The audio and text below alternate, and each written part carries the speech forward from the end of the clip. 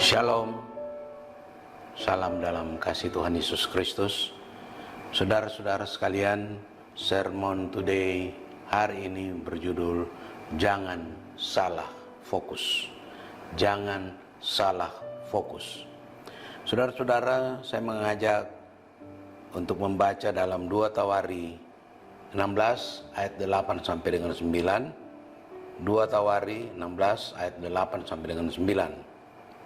Ayat yang ke-8, bukankah tentara orang Ethiopia dan Libya besar jumlahnya?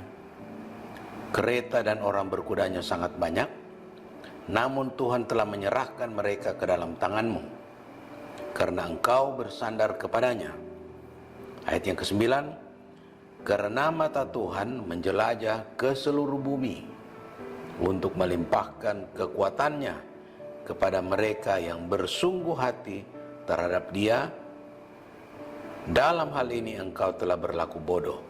Oleh sebab itu, mulai sekarang ini engkau akan mengalami peperangan. Kata-kata ini disampaikan oleh seorang pelihat yang bernama Hanani kepada Raja Asa. Saudara-saudara, kalau saudara baca di dalam 2 Tawari 16 mulai dari ayat 1 sampai dengan ke-7, saya singkat saja bahwa memang terjadi peperangan, terjadi perseteruan antara Raja Baesa sebagai Raja Israel dan Asa sebagai Raja Yehuda. Kemudian Asa mengandalkan Ben-Hadad, Raja Aram. Kalau saudara baca di dalam ayat-ayat selanjutnya, dia mengandalkan orang lain. Sedangkan kita tahu bahwa firman Tuhan mengatakan, terkutuklah orang yang mengandalkan dirinya sendiri dan juga mengandalkan orang lain. Jadi di sini saudara-saudara, Raja Asa sudah salah fokus. Fokusnya tidak kepada Tuhan, tetapi kepada orang lain.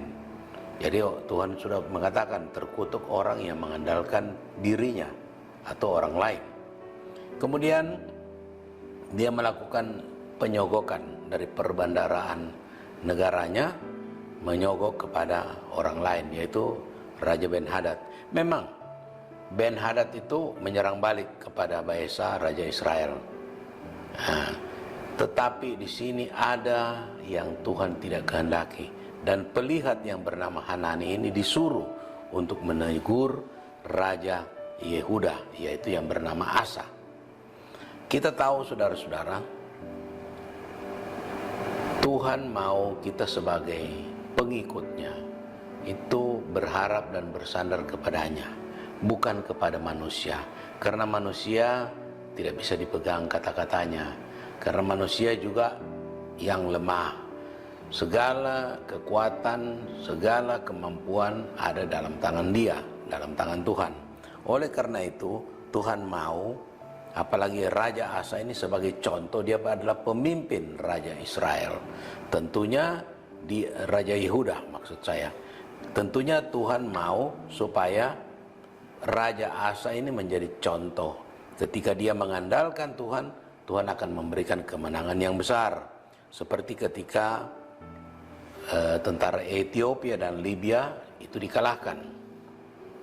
Tetapi dia berbuat kesalahan. Di dalam Amsal 15 ayat yang ketiga, saudara-saudara, Amsal 15 ayat yang ketiga, dikatakan mata Tuhan ada di segala tempat, mengawasi orang jahat dan orang baik. Jadi artinya orang baik maupun orang jahat diawasi oleh Tuhan. Ini sangat luar biasa saudara-saudara. Jadi kita harus berhati-hati dalam bertingkah laku. Dalam Mazmur 139 ayat yang ke-16, Mazmur 139 ayat yang ke-16, Raja Daud mengatakan, matamu melihat selagi aku bakal anak, dan dalam kitabmu semuanya tertulis hari-hari yang akan dibentuk sebelum ada satupun daripadanya. Jadi saudara-saudara, ketika kita bakal anak, belum lahir, masih dalam kandungan, masih dalam pengertian bakal anak, Tuhan sudah tahu Karena itulah dikatakan Tuhan Maha Tahu. Jadi Tuhan sudah lihat bagaimana orang ini nanti ke depannya, bagaimana ke depannya. Tuhan sudah tahu. Apa yang kita dapat tangkap dalam beberapa ayat, ada 3 ayat, 4 ayat yang kita baca dan dengarkan tadi sama kita sudah mengikutinya. Pertama-tama, kita harus waspada terhadap pikiran dan perbuatan kita. Ini terkait dengan Raja Asa itu yang mengandalkan orang atau mengandalkan raja lain atau Raja Ben-Hadad, dan Tuhan marah dan ditegur melalui pelihat Hanani itu. Kita perlu waspada terhadap perbuatan dan pikiran kita. Dalam dunia hukum, kalau kita merencanakan kejahatan tetapi kita tidak pernah berbuat jahat, kita merencanakan perampokan atau pencurian tapi kita tidak melakukan pencurian, tidak melakukan perampokan, tidak bisa dihukum. Karena itu dalam pikiran kita. Apa alasannya? Karena dalam hukum harus ada bukti. Kalau kita cuma merencanakan merampok atau merencanakan persinahan dan lain sebagainya, atau merencanakan pencurian tetapi kita tidak melaksanakannya, tidak ada buktinya. Tetapi dalam pandangan Tuhan itu sudah salah. Jadi kita harus waspada terhadap pikiran dan perbuatan kita. Yang kedua, kita selalu perlu ingat, ada mata Tuhan yang mengawasi kita dimanapun kita berada. Ketika saya menuju ke tempat pekerjaan, saya dengan driver, dengan teman dalam satu tempat pekerjaan, saya dalam satu proyek, kami menuju ke tempat pekerjaan. Saya mau lihat perkembangan proyek tersebut. Saya mau lihat apa aktivitas proyek tersebut pada pagi hari. Saya buka HP saya terhubung dengan internet. Saya buka CCTV di situ, karena di situ ada dipasang CCTV. Saya pantau dari HP saya. Saya bisa lihat apa aktivitas, apa yang dibuat. Bahkan kalau ada kesalahan yang dibuat, saya langsung screenshot, kemudian saya kirim ke grup. Kemudian saya pertanyakan, ada apa ini?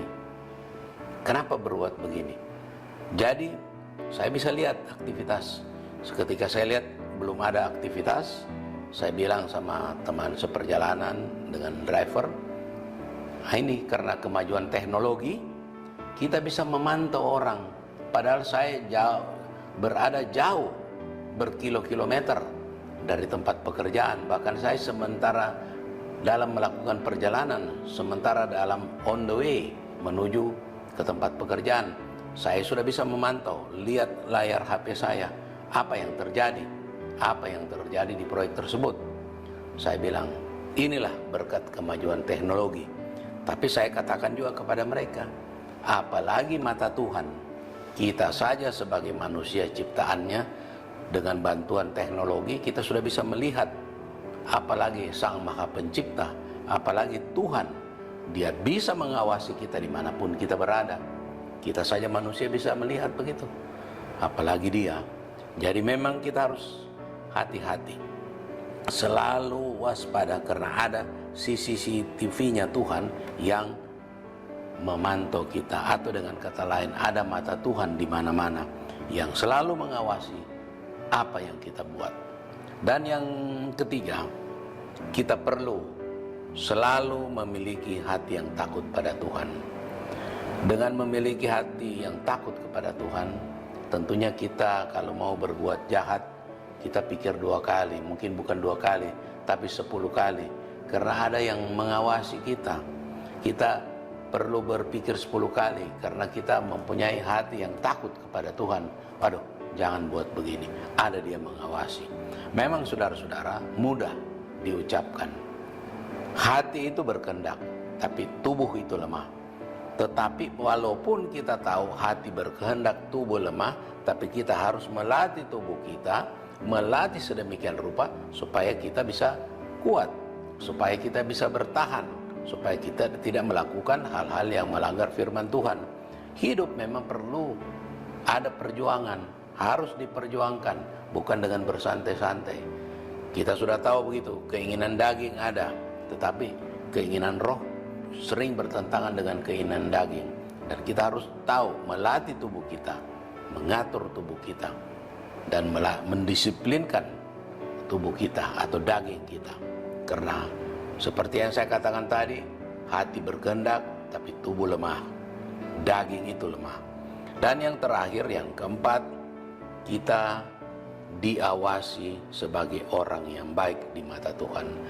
Perlu yang keempat ini, poin yang keempat ini, agar kita menjadi orang yang diawasi sebagai orang yang baik di hadapan Tuhan. Karena mata Tuhan ada di segala tempat, mengawasi orang yang jahat dan orang yang baik. Jadilah kita sebagai orang yang baik yang diawasi oleh Tuhan. Sekian renungan firman Tuhan, kiranya menjadi berkat bagi kita semua. Amin. Kita berdoa. Bapa di surga, Bapa yang kami sembah dalam nama Tuhan Yesus Kristus, segala puji, hormat, syukur hanya bagimu. Terima kasih untuk firman-Mu. Kiranya firman-Mu ini bisa menjadi pedoman hidup kami, penuntun hidup kami, menolong kami, membimbing kami, agar kami bisa menjadi pelaku-pelaku dari firman-Mu, menjadi orang yang takut akan Tuhan, dan selalu fokus kepada Engkau, dan selalu mengandalkan Engkau, bukan mengandalkan manusia, tetapi hanya Engkau lah yang menjadi andalan kami. Tuntun bimbing kami Tuhan. Terima kasih untuk firman-Mu. Dalam nama Tuhan Yesus Kristus kami berdoa. Haleluya. Amin.